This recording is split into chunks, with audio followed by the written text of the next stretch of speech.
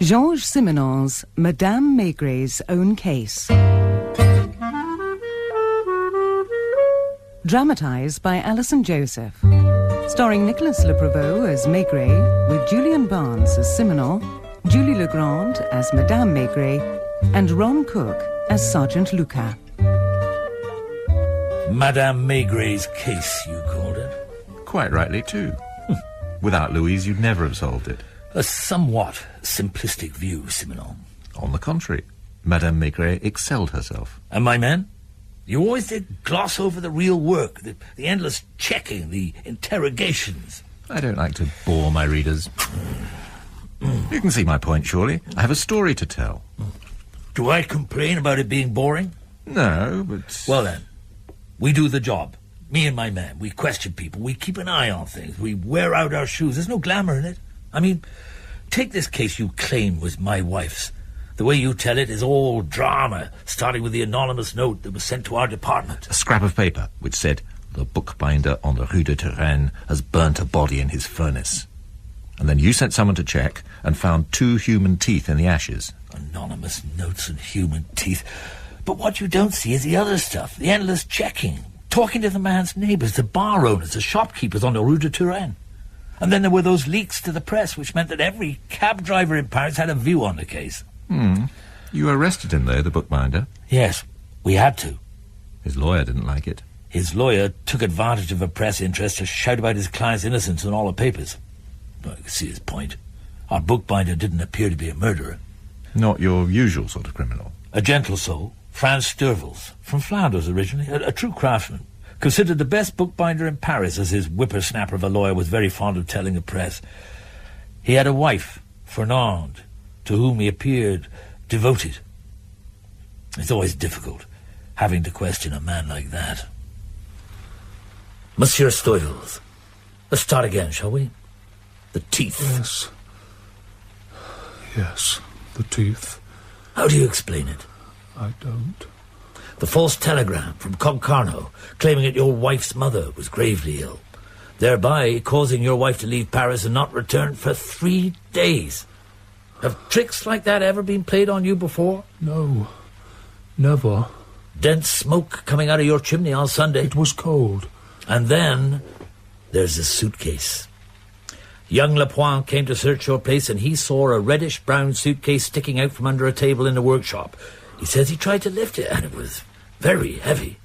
Yet, at 5 that afternoon, when Inspector Lucas came with a search warrant, the suitcase had gone. Or, more to the point, there was a suitcase, but it was a different colour, a darker brown.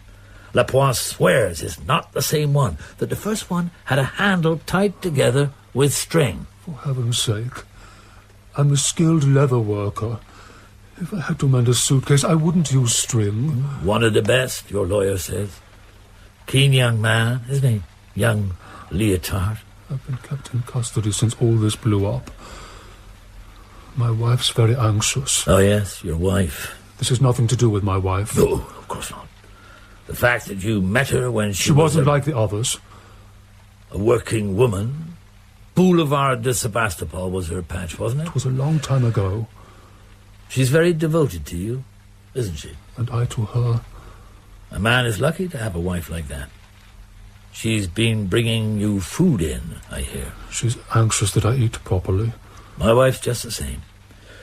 When I go home for lunch, there'll be something tasty simmering on the hob.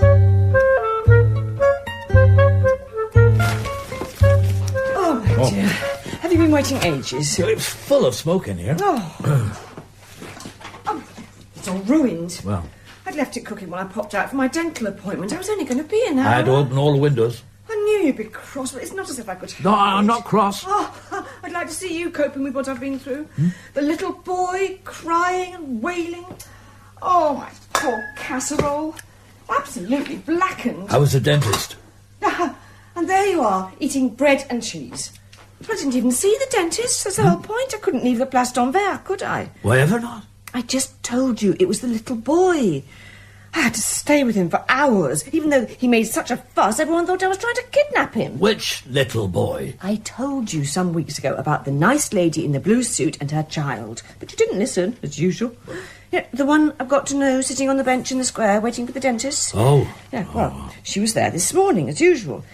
But this time, she suddenly asked if I'd mind her child. Just for a moment, she said. And then finally, about 15 minutes ago, she came back. And I jumped into a taxi. What did she say? Nothing. What? Nothing at all. And she seemed such a polite woman. There I was in the middle of the square and the poor child crying, and then this taxi draws up and I recognised her white hat. She didn't even get out. Just opened the door. And then the boy ran towards her and he gets in and she slams the door without a word of thanks. And then the taxi pulled out towards the Boulevard Rochechouart. And now you're laughing at me. I'm not. I knew you would. No, I'm not. To abandon your child like that. More than 2 hours I was there. She doesn't even know my name. Do you know hers? No. Where she lives? I don't know anything at all. Only that I missed my appointment, that my lovely chicken is burnt to a cinder, and that you're sitting there eating an old piece of cheese. Well, I'd planned such a lovely meal. Oh, really, the cheese is fine, huh? Since when have you been content to eat a piece of cheese for lunch? I wasn't that hungry. You're such a bad liar. We can have dinner this evening. You'll be late. I won't, I promise. You always say that, and then you are. I'll be here. Well, don't expect another chicken. Chicken might be nice. It'll be your fault if it's burnt. Morning, Chief. All right, Chief. Morning, Chief. Inspector. Ah, young Lepointe. How are you getting on? Where's Luca? In his office as usual. How's it going? Don't ask. Have we ever had a case like it? I'm drowning in paper here. Here's what the waiter said in the bistro on the Rue des Francs Bourgeois. Here's what Madame Rance in the umbrella shop said. Here's what Bousquet, the shoemaker on the Rue de Turenne, claimed he saw. Although his story changes depending on how many brandies he's consumed. We've gone through motives. None. Your Stoyville's has led the most unexceptional life of any man. And Inspector Torrance? He's still in Concarneau, trying to check the fake telegram about the mother being ill. Nothing so far. No. And now there's the taxis. I wanted to find out whether a taxi had taken anyone to the bookbinders after dark on Saturday the 17th of February. And sure enough, look. 3 people, according to the cabbie who came to see me yesterday. He said they were a thin, fair man, possibly Hungarian, a middle-aged Frenchman, nervous, and the one who seemed to be in charge, Levantine, my cabbie thought. They all spoke French, the Levantine paid, they all went into the bookbinders. Taxis. What? You've just reminded me. My wife had a little adventure yesterday. While you are entertaining all the cab drivers of Paris, perhaps you could ask one or two about a lady in a blue suit and a white hat, Place d'Anvers, yesterday lunchtime. She appeared in the square in a cab and picked up a little boy. Will do, Chief. It'll be interesting to see what the newspapers make of that. It's all over the papers again. Madame Maigret's misadventure. I thought it would be. Who can be leaking all this stuff? Chief, just spoken to another cabbie. Result, I think. A very peculiar result, too. On the day of your wife's adventure, he picked up a lady answering the description. Blue suit, white hat, who was with a man. Fat, well-dressed, foreigner. Go on. He says they were jumpy, impatient. They come out of a hotel on the Rue Le Pic. One of those dodgy ones, my man says. She hails the cab, jumps in, says goodbye to the bloke. She gets the cab to drive her to the Place d'Anvers. And there's this child with, forgive me, Chief, a motherly old soul, he said. Obviously, from a distance, you know. Get on with it, Luca. The child runs away from the older woman towards the car. The lady in the hat pulls the child inside and then orders my man to drive them to the Porte de Neuilly and then out to the Place Saint-Augustin, where she and the kid get out of the car in the traffic and hail another cab. And then Torrance phoned me from Concarneau. When? About 20 minutes ago. He said that a woman answering the same description was there about a month ago. Some chap who runs one of the hotels claims someone like her ate in his restaurant the very evening the telegram was sent. Arrived from Paris on the 4 o'clock train, left that evening on the last train back. foreign accent, he said, although Tarrant says they find him difficult to understand up there. Tarrant said he's going to check with the postmistress and then he's waiting instructions from you. Well, maybe Madame Maigret's found a key to unlock this case after all. Luca, send someone to talk to the madame who runs this dodgy hotel on the Rue Le Pic, where the cab driver saw our friends. And while you're sorting that out, I'm taking young Lapointe out for a beer. Come along, Lapointe. Yes, sir. Oh, Lapointe. Now, you're ambitious, aren't you? Yes, Chief. Inspector. You live by yourself? I share with my sister, Germaine. She works for a publisher on the left bank. Does she have a boyfriend? She's only 18. Do you often meet your sister for lunch? It depends. If I'm free, there's a little restaurant we go to near her work. Oh, Monsieur Maigret, if I ever thought that Germaine would be... Who might she be telling, do you think? If it's that bizarre... Who's Bizarre? Oh, he's a friend, Antoine Bizarre. He's a reporter. Oh, no. On this newspaper? I had no idea that she and Antoine... Our dad will be so angry. I'm supposed to be looking after her. He'll make her go back home. Does he live near you, this Bizarre? Oh, nearby, in that apartment block in the Rue Bergère. Well, what a coincidence. Our friend Maitre Leotard lives there, too. Monsieur Maigret, believe me, it really wasn't me. I had no idea that those two were... Never mind about that. I want you to do as I tell you, Lapointe. Yeah, of course, sir. After work today, I want you to meet your sister in your little restaurant. Find out from Luca what the madame at this sleazy hotel had to say, and tell Germaine all about it.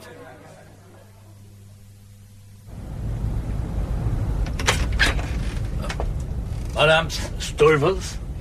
Oh, Monsieur Maigret, isn't it? Is anyone with you? No.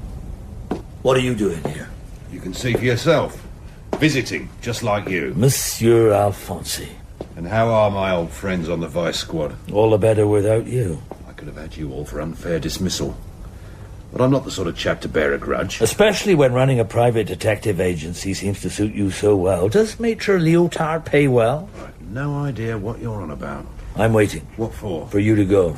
And if I don't? You don't want to find yourself trailed by one of my men, do you? No need to get nasty, Monsieur Maigret. I know when I'm not wanted. Does he often come here? I don't like him. It's something to do with our lawyer. How's your husband? All right. He reads all day long. He's bearing up. And you? Yes. I'm all right, too, I suppose. May I sit down, madame? Of course. You see, I want to know what happened, and at the moment I'm completely in the dark. Monsieur Maigret, we're all in the dark. Do you love him? Love? What I feel for him, it's beyond love. Your husband is a man of regular habits, isn't he? Yes. You hardly ever apart. He never went out without me. Monsieur Leotard. What about him? Why did your husband choose him? Franz doesn't like Leotard. He didn't choose him. Just a minute. What did you say? Maitre Leotard came to see us that day. The day before you took my husband away. But at that time, he had no lawyer because he didn't know he was going to be charged. Yet when I told him to choose a lawyer, he named Leotard. I see what you mean. Oh, look at these children that press their noses up against the window all the time as if it was some kind of freak show. Is your husband good with money? We live quietly. He works for the pleasure of working. Does he love you? I think so. You sound unsure. How sure is your wife that you love her? Well, I'm as sure as a woman can be. It's enough that I love him. My difficulty is, all the evidence points to the fact that a man was killed in this basement. So everyone tells me. It seems impossible that it could have happened without your husband's knowledge, even if I were to agree with you that your husband is a good, honest, hard-working man, all of which appears to be true. You still arrested him? I'm afraid that's my job. I'd better be going. Do you know, if I could, I'd start this case all over again. Do it my way, without all these Alphonses and other hangers-on.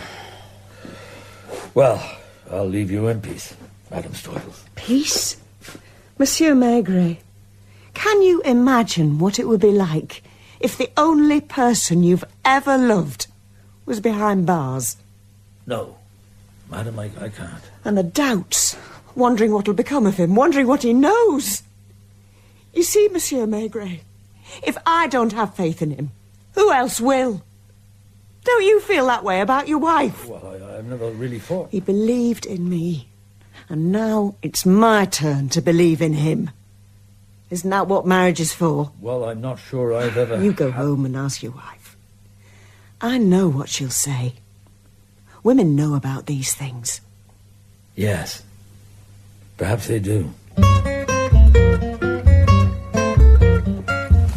The whole story's in the papers, Chief Inspector.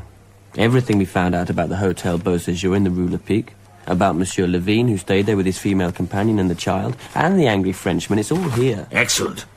You're pleased? Your sister's been invaluable. And they've quoted that lawyer again. You see, Maigret, a policeman of the old school. Methods are out of date. I've had an honest man locked up. Madame Maigret's story's cheap fiction. Lapointe, you tell me. So far, we have a woman, a little boy, and a swarthy man, all staying at a cheap hotel in the Rue Lepic. Then, a seedy Frenchman comes to see them, according to the Madame there. They have an argument. And then, everyone's racing around Paris in taxis. We know almost nothing about them. If the woman takes off her white hat and gets rid of the child, she can disappear forever. Now, with these newspaper reports, either they'll stay holed up or they'll try and find a safer hiding place, which means they'll be visible, at least for a short while. Maigret? Maigret, it's Dossin. Could you come up and see me? Dossin? Yes, Your Honor, I'll be right there. I have Maitre Leotard with me. I'd very much like to meet him. Thank you. You see, Lapointe? Without these newspaper reports, we'd have no way of flushing them out. In this job, you've just got to make the best of things. Understood? Understood, Chief Inspector. Out of date, indeed. I'd like to see him try. I object, Your Honour, that a member of the police should... May I take this chair? Oh, By all means. thank you, thank you. My client here has the right... Do you mind if I light my pipe? Do carry on, Maitre Leotard. None of the evidence adds up. My client knows nothing about teeth or suitcases. May I ask a question, Your Honour? Monsieur Steuvels, when did you first hear of Maitre Philippe Leotard? I protest! I wasn't asking you. Monsieur Steuvels, after I'd finished questioning you that first night, you named your lawyer as Maitre Leotard. The accused can choose any lawyer he likes. I'm waiting for an answer, Steuvels. Had you ever heard of Maitre Leotard before the visit of my inspector? Franz, don't answer. All right. I'll ask you something else. Did you send for Leotard on that same day, the 21st, during the afternoon? At that time, there was a reddish-brown suitcase in your workshop, which was gone by the time Inspector Lucas came with a search warrant. I forbid you to answer. He came on his own. Maitre Leotard, he came to see me. About a book plate for our family coat of arms. My grandfather, the former Comte de Leotard, gave up his title, and I was seeing about recreating our coat of arms. And not about anything else. Your Honour, this is your office, sir, and I object. Have you any other questions to put to Monsieur Steuvels, Maigret? No more? Thank you, Your Honour. Monsieur Steuvels, thank you too. Thank you, Monsieur Maigret.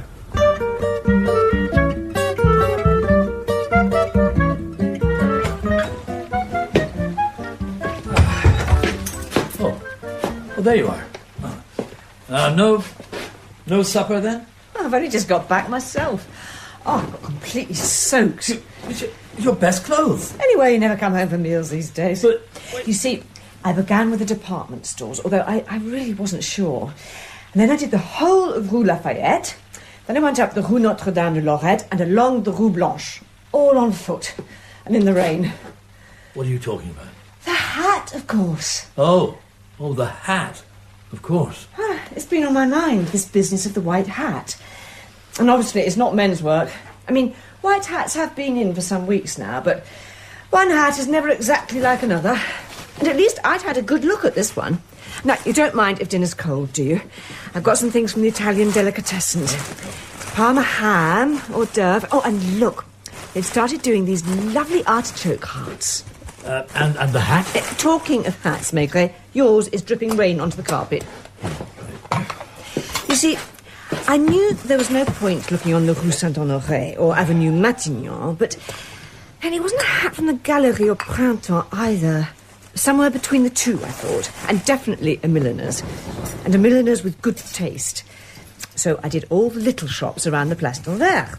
Oh, I must have seen 100 white hats. And finally, it was a pearl grey one which stopped me in my tracks. It was on the Rue Camartin, in the window at Hélène et Rosine.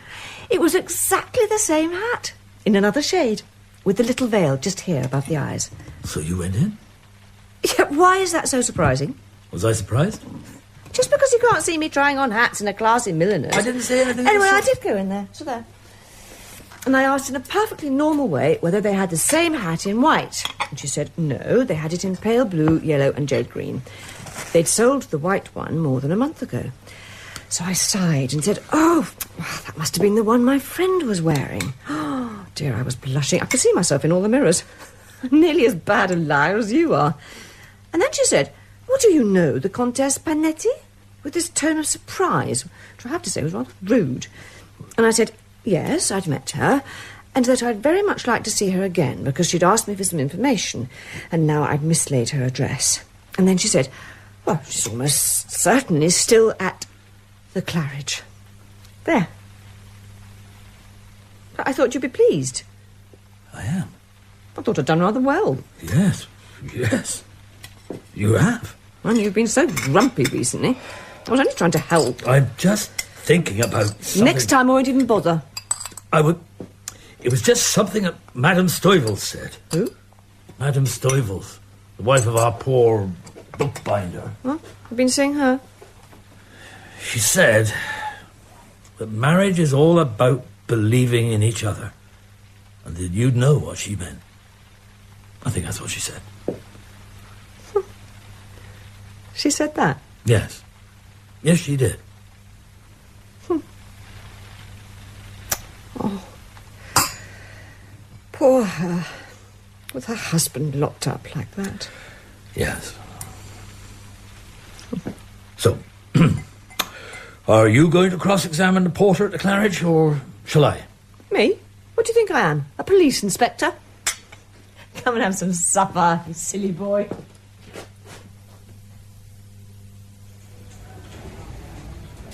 Luca! Morning, Chief. Got something for you. I visited the Claridge Hotel late last night. Not your usual haunt, Chief. The night porter there, he's an old chum. Very helpful. The Countess Panetti, you see. At first I thought she was the woman in the blue suit, but the Countess herself is in her 70s, wealthy widow of an Italian industrialist.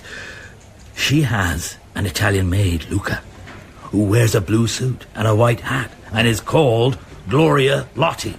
She also has a son-in-law, a Hungarian called Crinkler.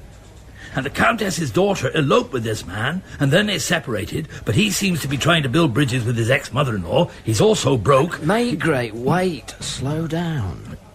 The Countess, with her maid, left Paris on the 15th of February in Crinkler's car, a chocolate-coloured Chrysler. Crinkler was driving. The Countess hasn't been seen since. Nearly a month later, my wife became embroiled in the affair with the little boy. Gotcha, Chief. A rich elderly lady. Now we're getting somewhere. So it appears. I'll get the boys onto missing Chryslers. We should check the results for the Countess, too. And Moores, up in records, has found a photo that matches the description of the seedy Frenchman. Alfred Moss. A Belgian, in fact. Originally an acrobat. Turned to petty crime a few years ago. Will you get records to look up this crinker? Will do. So, Chief, how did you make the connection between our little gang and the Countess Panetti? Well, let's just say it was feminine intuition. I have a photograph I'd like you to look at. Do you recognize this man? Of course. It's Alfred, my husband's brother. Well, when did you last see him? About 2 months ago. We came to dinner, as usual. With a suitcase? He always has a suitcase. Do you know what he does? Not exactly. Franz says he was an acrobat until he had his fall. He feels sorry for him. Why does he call himself Moss? You said their mother was poor, didn't you? It was worse than that, wasn't it? I guessed most of it. And then Franz told me the rest. She was in the same business as I was. And she drank. 7 or 8 children by different fathers. It was Franz who chose the name Stoffels. His mother was called Mosselea. Is she dead? I think so. He never mentions her. Alfred's the only family he sees. Your husband. He never went out without you. You were together from morning till night. Yes, every day. You never went out without him? Only on wash days, obviously. Wash days? Well, I can't do the washing here, can I? I go to the laundry barge on the Seine, you know, just below Pont Neuf. Do you mind if I light my pipe?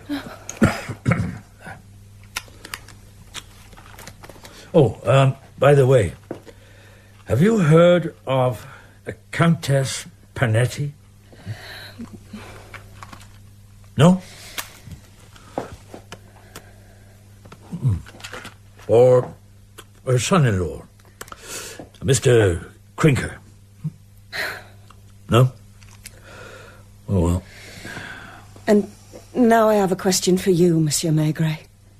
Do you think my husband's guilty? My dear Madame Stoffels, I'm afraid I have no idea.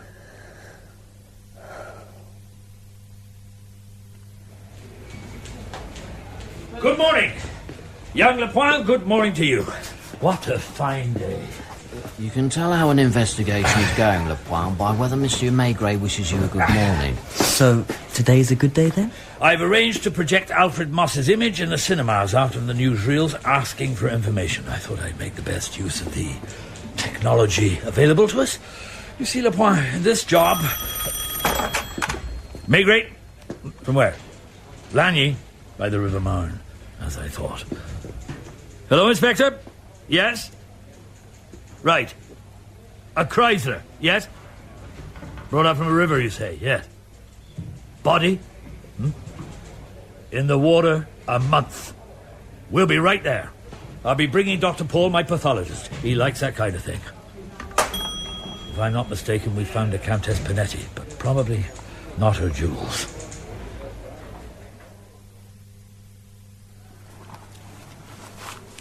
You're very quiet. Am I, sir? Lot to think about today? Suppose so. Bodies of murdered countesses hauled from sunken cars, that sort of thing. You see, Lapointe, in this job... And, now, what are these messages?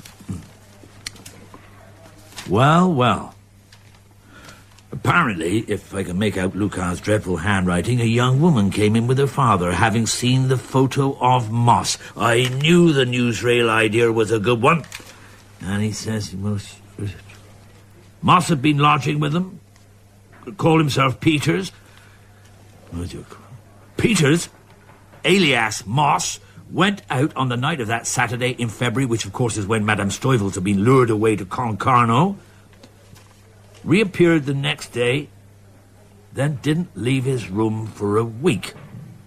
Vanished sharpish 12th of March, which is the day that my wife was left with a little boy. I see, sir. And according to this, Leotard phoned several times wanting to buy me a drink in the Shop du Negre. Don't you think that's very civil of him? Yes, sir. Talking of suitcases, Lapointe. Will we? I've had an idea. Now, think before you answer. Do you want to try something difficult? Wait. This won't get your name in the papers. Quite the contrary. If you succeed, nobody but you and me will ever know about it. If you fail, I will be obliged to disclaim all responsibility and maintain that you were acting on your own. I understand. You don't understand at all, but it doesn't matter. Now, listen to me. It's 9 now. I'll set off now to join Leotard for this drink. You know where the lawyer lives? En Rue Bergère, 4th floor, on the left. You've been taught how to open a door, haven't you? You want me to... Lucas will give you the tools. And if it's not at the Rue Bergère, just go straight over to the Rue de Douai, Alphonse's place. Room 33 in the Hotel du Massif Central. Same thing there. Just the suitcase. You understand? Phone me at the Shop du Negre in the Boulevard Bonne Nouvelle. Yes. Yes, Chief Inspector, sir.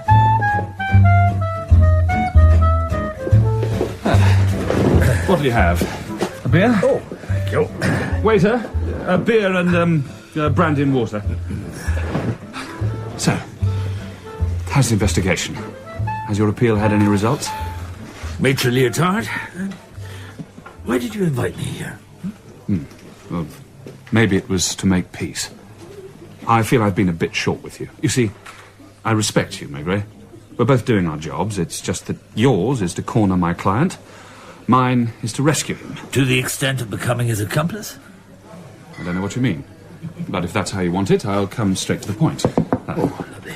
You see, Chief Inspector, you're in a position to wreck my career. A career that everyone agrees will be brilliant. Well, I mean, I haven't always stuck to the rules. I'm waiting, Maitre Leotard. You know, Monsieur Maigret, I come from a poor family. Very poor. Oh, yes. Yes, indeed. Comps to Leotard. What I mean is, I've been waiting for some time for a case that would give me a chance to distinguish myself. And now you've found it. Exactly. And on Friday, in Monsieur Dossin's office, you said something that made me think you knew more about this business than you were letting on. Oh, do you know, the beer here is awfully good. I think I'll have another. You're determined, aren't you? Look at that cashier. Now, she's a proper cashier, like the ones from the old days. That black silk blouse, her hair all pinned up, guarding the phone like that. All right. I admit it. I made a professional error in soliciting Stoffels to become my client. Oh, yes, a professional error. I happened to hear about the case. There's a friend of mine, lives in the same building, Antoine Bizarre. He works on a paper. He has a girlfriend who... Yes, the sister of one of my men. So you do know? I like the way you tell it, Leotard. Well, through Bizarre, I heard that the police were interested in a bookbinder on the Rue de Turenne. So I went over there. On February the 21st, early in the afternoon. You're a cruel winner, Monsieur Maigret. Go on. I told him that if he was in any trouble, I'd be glad to defend him. And it's for his sake I invited you here this evening. Anything that harms me would harm him by association. There it is, Monsieur Maigret. It's for you to decide. Are you more interested in the cashier than in what I've got to say? No, not at all. I'm in your hands, Monsieur Maigret. All you have to do is go and see the chairman of the Bar Council and tell him what you know. Now look. She's taking a call. Excuse me, Leotard. I believe that's for me. Maigret. Yeah. Yes. Yeah. Thank you. I'll take it here. Is that you, Chief Inspector? Yes. I've got it. It wasn't at the lawyer's. I did it just like you said. Nearly got caught by the concierge. Then I went over to the Rue de Douai. It was easy. No trouble getting in. The suitcase was under the bed. What shall I do with it? I'm at the cigar store on the corner now. Take a taxi to the office. I'll meet you there. Yes, sir. You are pleased, aren't you, sir? Yes, you've done well. Right then. See you later. Yes. See you later, Chief. Yes, right. Another beer, I think. And waiter, can you bring this man a brandy? Neat. But I have... Make it a double. Oh, I don't want another. Tomorrow morning, Leotard, I am indeed going to report you. Not to the Bar Association, to the public prosecutor. You and your crony, Alfonsi. I don't see why... Suppression of evidence in a murder case. Ooh. You're looking at years, I'd say, not months. Must go, old chap. The drinks are on you. Oh, how very civil of you. But... You see, dear boy, I've got the suitcase.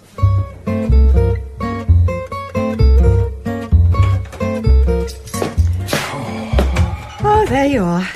I'm sorry. Well, it was a cold supper anyway. I'll just put these away. Oh, your press cuttings. Oh, someone's got to keep a record for your memoirs, Maigret. That's us on holiday. Yes. Do you remember? Dieppe. What's it doing in that magazine? Well, didn't you see it? Came out recently. A 4-page article on the early days of your career and your methods. My methods. You'll find the ham on the coal shelf, dear.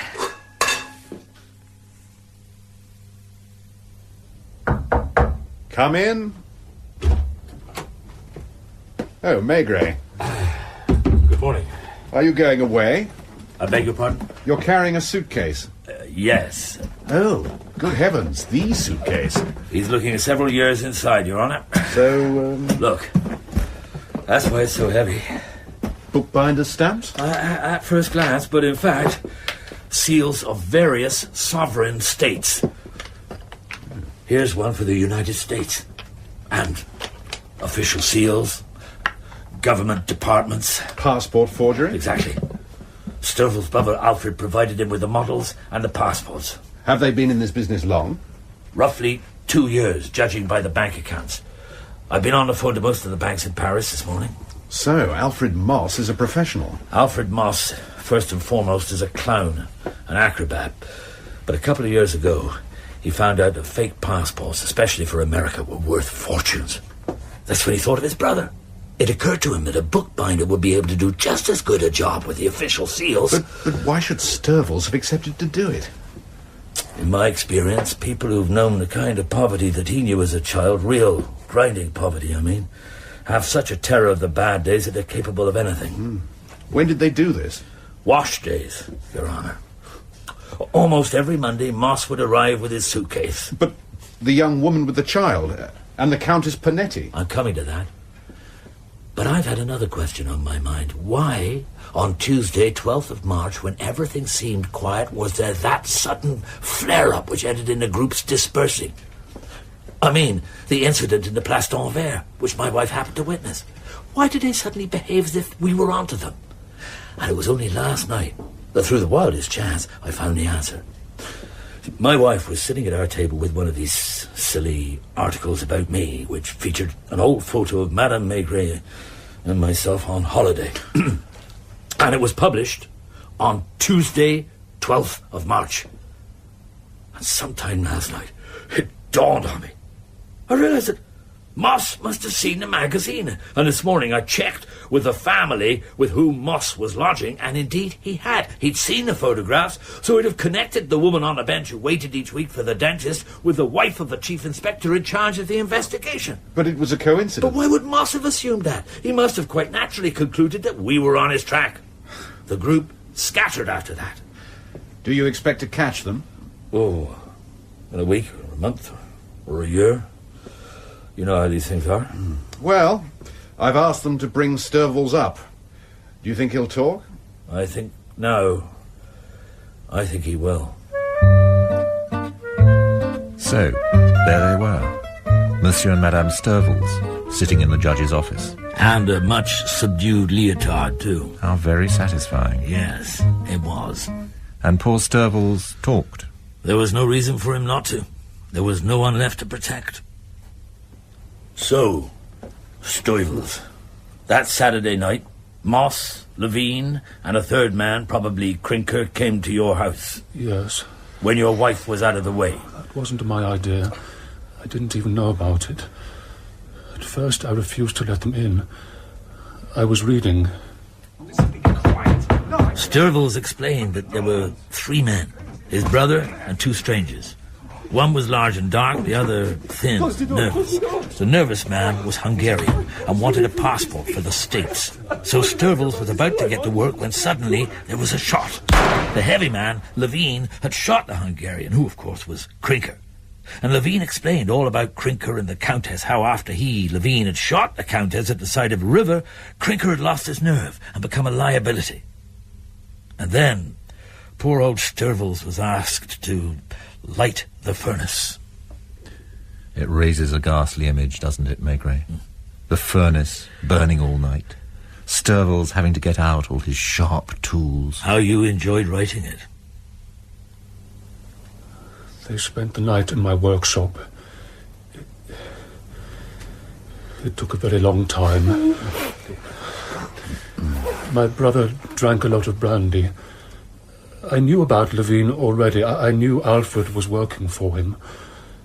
He has a child with a pretty girl, an Italian. He'd found the Countess, made this girl get a job as her maid.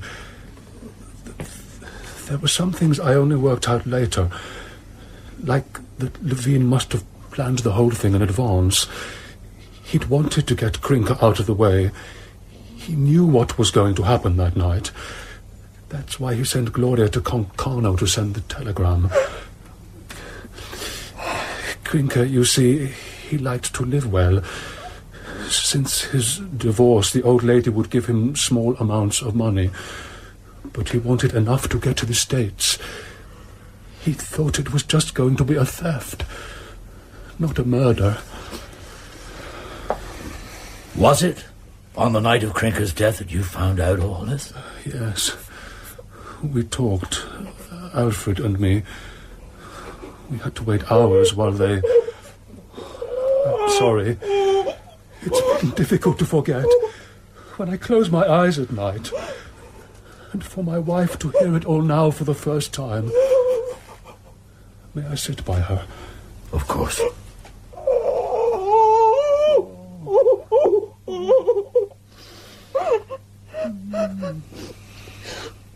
Oh, Franz. Never mind, love. We'll manage. And you'll still be able to work. Shh. Oh. And you did indeed track down the others. You know we did. A month later, Levine was arrested, and Gloria Lotti 2 days after that.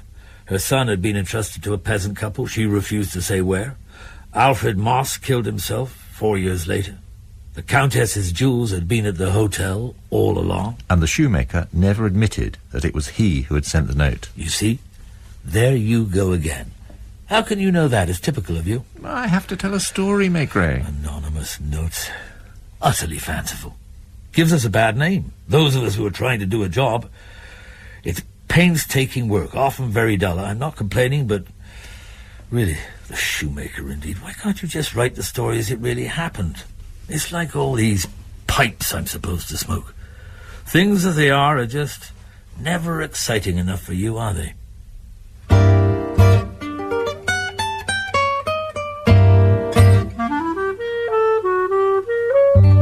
Georges Simenon's Madame Maigret's Own Case was dramatised by Alison Joseph. Nicolas Le Prevost was Maigret and Julian Barnes Simenon. Madame Maigret was played by Julie Legrand and Sergeant Lucas by Ron Cook. Sturvels was played by Paul Sir, Madame Sturvels by Victoria Carling, Lyotard by Nicholas Bolton, Lapointe by Carl Prekop, and Alphonse and Dossin by Martin Hyder. The music was by Lucinda Mason-Brown. The director was Ned Chaillet.